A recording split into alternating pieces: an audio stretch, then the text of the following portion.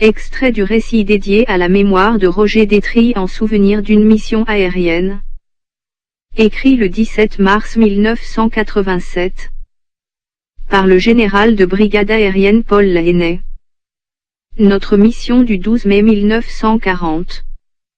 Pour autant que je m'en souvienne, nous devions couvrir un itinéraire partant d'Arlon, longeant la frontière ouest du Luxembourg, poussant vers Aix-la-Chapelle et revenant vers la France à travers le Luxembourg.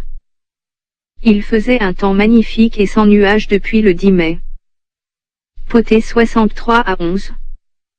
L'équipage comprenait Roger Détry dans la cabine à l'avant, l'adjudant Gray, un excellent sous-officier, chargé de la défense arrière et moi-même, dans le cockpit central, qui pilotait.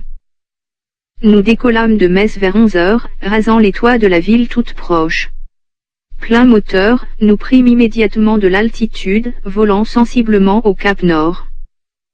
Parvenus à l'altitude de 6000 mètres environ, nous aperçûmes sur notre gauche une formation de Messerschmitt 109 volant à notre altitude aux environs de la frontière.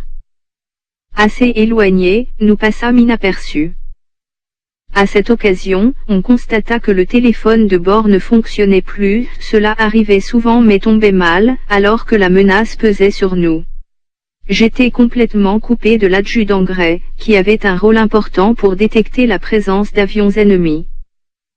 Quant à Roger Détry, je l'apercevais par-dessus mon tableau de bord, mais nous ne pouvions plus communiquer que par gestes simples, selon un code préétabli et limité. Nous atteignîmes l'altitude de 9300 mètres, à mon altimètre réglé au sol, et JKE me stabilisait en vol horizontal. Au début d'itinéraire, Roger déclencha les caméras automatiques. Il m'indiquait par des mouvements de la main les changements de cap à effectuer. Les canons de 88 mm allemands ne tiraient guère au-dessus de 8000 mètres. Nous dépassâmes la frontière nord du Luxembourg continuant en direction d'Aix-la-Chapelle. Nos combinaisons électriques nous tenaient au chaud, mais il faisait très froid au thermomètre extérieur. Compte tenu de la température, je voulus faire un nouvel essai de fonctionnement de mes armes et m'aperçus que tout était bloqué. Les armes de Gray étaient également silencieuses depuis le début du vol. Le froid gelait la vapeur d'eau rejetée par la respiration et je risquais que la glace ne bouche l'orifice d'arrivée de l'oxygène. Nous approchions du point extrême de l'itinéraire. Tout à coup nous ne fûmes plus seuls. Explorant des yeux la demi-sphère au-dessus du cockpit, j'aperçus des points noirs, à quelques 300 mètres au-dessus de nous, c'étaient des Messerschmitt 109. Ils étaient très nombreux, répartis en plusieurs patrouilles. Il ne s'agissait plus que de rentrer à la base. Nous passâmes sous la formation allemande. Lorsque je vis l'avion de tête effectuer un retournement et se mettre en piqué derrière notre potée, j'arrêtai le piqué en ligne droite et amorçai une spirale descendante aussi serrée et irrégulière que possible. À l'avant j'apercevais Roger, qui avec des signes de la main m'invitait à virer au maximum. Tout se passa très bien jusque vers 5000 monsieur. À cette altitude nous entendîmes, comme un bruit de grêlons sur les tôles de l'avion, et comprîmes que nous étions touchés. Je serais davantage encore mes évolutions, écrasés sur nos sièges. Le drame commença tout près du sol, vers 1000 mètres environ.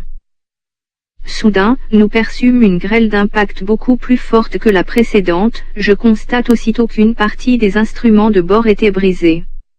Une légère fumée bleue envahit mon cockpit, le moteur gauche eut une forte baisse de régime puis tout à coup des flammes sortaient du capot. En quelques dizaines de secondes nous atteignîmes le sol. Nous passâmes en trombe au RAS des canons d'une batterie de flak allemande. Un raclement, amorti par la terre à ses meubles, se fit entendre. La cabine s'engouffra dans une petite masse de verdure mal définie. Nous ressentîmes un freinage brutal, encaissé par nos harnais. C'était de justesse. La lisière de la forêt nous apparut à moins de 200 mètres. Notre potée brûlait avec une flamme de 2 mètres partant du moteur gauche.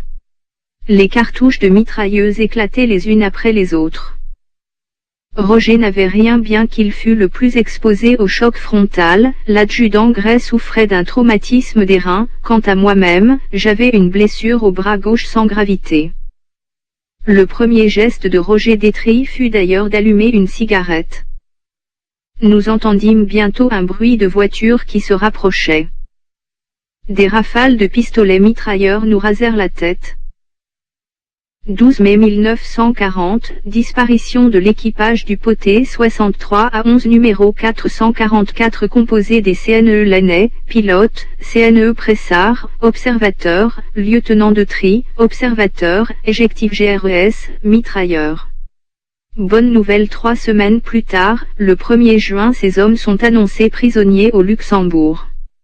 Ils ont été mitraillés à 5500 mètres d'altitude par le Messerschmitt 109 de l'AS allemand Heinz, Pitch, Bretnitz du 6/JG53, 35 victoires, mais ont pu poser leur appareil désemparé avant d'être capturés.